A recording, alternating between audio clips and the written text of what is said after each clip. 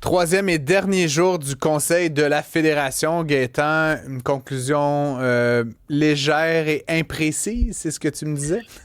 Ouais, je pense que la conclusion est légère et imprécise. Ça a été un bon spectacle au sens politique du terme, mais les retombées de ce conseil-là sont assez limitées, à part les intentions ou les vœux pieux.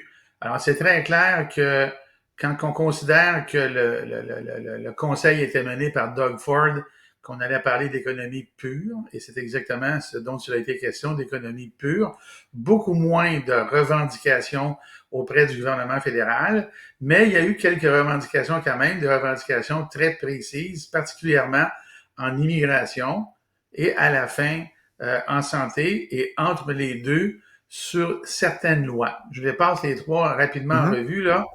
Écoute, Doug Ford, c'est la loi et l'ordre, c'est un conservateur. Il veut que le fédéral change le code criminel. Il veut des peines automatiques, des peines plus sévères.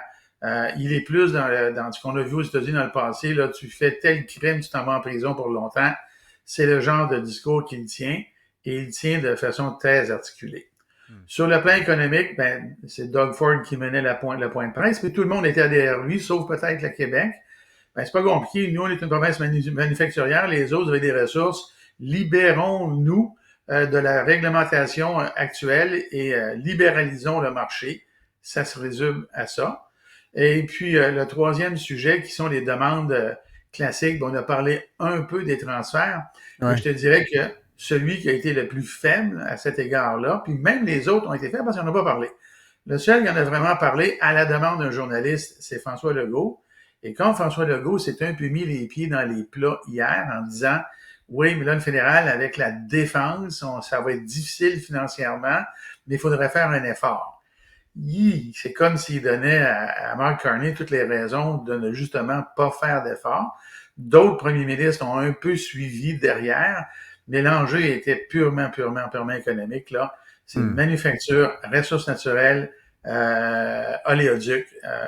C'était ça l'enjeu de ce débat-là, et tout le monde est embarqué derrière.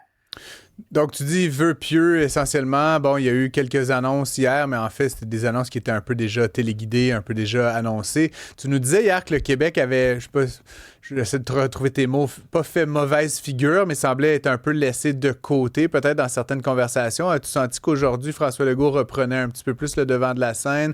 Tu dis qu'on est Non, revenu sur des demandes traditionnelles. Est-ce que le jeu des acteurs, tu sais, chasser le naturel, il reviendra au galop, là? Est-ce qu'on est retombé un peu dans les patterns habituels en fin de séance aujourd'hui? un peu, mais comme je te disais tantôt, c'est parce qu'il y a un journaliste francophone qui a posé la Hmm. question sur les demandes traditionnelles. C'est D'accord. pas un sujet qui a été abordé par Doug Ford et les autres premiers ministres provinciaux et territoriaux, ni par des journalistes anglophones. Ça a été des questions posées par un journaliste francophone. Et j'ai senti François Legault qui était un petit peu mal à l'aise, puis j'ai perçu que son mal à l'aise, son inconfort venait du fait que, écoute, pour tous les autres, là, tout ce qui était dans la bouche des premiers ministres, là, c'était le nation building. Alors, on Hmm. comprend que le nation building dans la bouche de François Legault, c'est pas exactement le discours qu'il est enclin à tenir à tous les jours, parce que le nation building, pour lui, c'est plus le Québec building que le Je Canada comprends. building. Ouais. Alors, j'ai senti qu'il était un peu mal à l'aise, et je vais te donner un exemple assez frappant de mal à l'aise. Quand on a parlé là, de retomber des investissements d'enjeux nationaux, notamment la défense. Alors, Mhm. écoute bien ça. À un moment donné, il dit, moi, j'arrive du Bourget avec une brochette d'industriels du Québec dans ce milieu-là, Et, et on sait que le et une gouvernement brochette de fédéral, fonctionnaires, d'ailleurs. Hein? On se rappellera qu'il y a eu oui, 75 employés de la fonction publique avec lui. Mais bon, passons. Ouais, tu disais? exactement. Et il dit, et là, au lieu de dire qu'il s'attendait à ce qu'il y ait des retombées au Québec en défense, il a dit qu'il était d'accord avec Mark Carney pour que, en défense, on achète au Canada, que les retombées soient au Canada. Hmm. Alors, il n'y a même pas, lui, comme premier ministre du Québec, mentionné qu'il devait y en avoir spécifiquement pour le Québec, alors que Doug Ford, lui, il a pris la balle au bon tout de suite après lui, puis il a dit, ben oui, parce que nous autres, on a General Dynamics qui fait des véhicules blindés à Hamilton, puis là, il a fait En Ontario, donc il a en vanté sa Ontario. province, ouais, je comprends. Exactement. Alors, les autres, ils étaient sur les enjeux de leur province, alors que nous, on était très surprenamment dans le Canada. Et il y a eu un moment très cocasse, Francis, puis ça s'invente pas, là. Il y a un journaliste francophone qui a posé une question. Et François Legault, pour te montrer à quel point il n'était pas dans son assiette, dans cet environnement-là, il a répondu en anglais. Et le journaliste lui a dit, ben là, je vous ai posé la question en français, en français, pouvez-vous répondre en français? Ouais. Et François Legault de répondre, ben je suis tellement habitué dans cette rencontre-là. On peut comprendre. Moi, je me rappelle, Philippe Couillard avait été blasté à un moment donné dans il y a une conférence sur les pays nordiques, là, puis cette année-là, ça se faisait en Islande, et il avait pas dit la première phrase en français, puis il s'est fait blaster dans les médias du Québec. Là, écoute, il a répondu à une question en français, en anglais. Je voulais un peu t'entendre, tu sais, au résultat des courses, là, après 3 jours, toutes ces conférences de presse que tu nous as décrites et bon, les différentes annonces, les différentes postures. Du point de vue de Mark Carney, là, au final, là, il ressort de ça. Est-ce que tu dirais que ça a été un bon exercice de relations publiques pour le premier ministre du Canada? Est-ce que tout ça rayonne positivement sur lui? Tu sais, du point de vue de la population, est-ce que tu sens qu'on assiste à un premier ministre canadien en contrôle ou est-ce qu'il va y avoir ou est-ce que ça va rééclater au grand jour demain, là, tout de suite en sortant de cette réunion? Hein? C'est une bonne question. Alors, la réponse, ça va te paraître bizarre, mais elle est simple. Il a très bien, Mark Carney, contrôlé l'inconnu. Alors, l'inconnu est inconnu et il a bien contrôlé l'inconnu. Pourquoi? Parce que tout le monde, encore aujourd'hui, pendant 1 heure de temps, a encensé la rencontre. Là, c'est tous les commentaires des premiers ministres étaient « Hey, c'est la première fois en 10 ans qu'on a une rencontre constructive. C'est la première fois que je vois un premier ministre du Canada venir s'asseoir avec nous autres pour discuter ouvertement et sérieusement, et ainsi de suite. » Sur le plan de la relation publique avec les provinces, c'est un coup de circuit. Maintenant, évidemment, quand on fait ça de façon unanime, c'est parce qu'on s'attend à ce que l'ascenseur revienne. Là, les provinces acceptent manifestement, parce que à peu près tout le monde le dit, qu'il va y avoir des tarifs, à quelle hauteur, dans quel secteur, on ne sait pas. D'ailleurs, Daniel Smith, ça a été sa position. On ne sait pas dans quel secteur ça va être. Puis on a vu le Japon hier, là, qui met quand même un benchmark en bon français, là, qui est un grand pays du G7, et puis qui a donc accepté de payer des tarifs de 15% là, sur la quasi-totalité des biens qu'ils exportent. Écoute, et là, pour terminer la réponse que à la question que tu m'as posée, là, ce qu'il ne contrôle pas, Mark Carney, là où il va frapper un mur, où le cadran va sonner, puis là, tout le monde va se réveiller, là, c'est que tout le monde défend ses intérêts et les grands projets nationaux, là, qui sont cette bonne guerre là, de la part de tout le monde, à un moment donné, il va falloir les faire dans un environnement tarifaire, avec des accords avec les provinces, des choix de projets qui ne seront pas unanimes. Les projets de l'Ouest, du Centre, de l'Est, du Québec ne sont pas les mêmes. Alors, il y a un arbitrage que Mark Carney va devoir faire et il va y avoir l'enjeu majeur. Et ça a été dit et convenu par tout le monde. Il n'y a rien qui va se faire dans ce dossier-là, puisque ce sont des dossiers qui les touchent sans une conversation sérieuse et constructive avec les Premières Nations.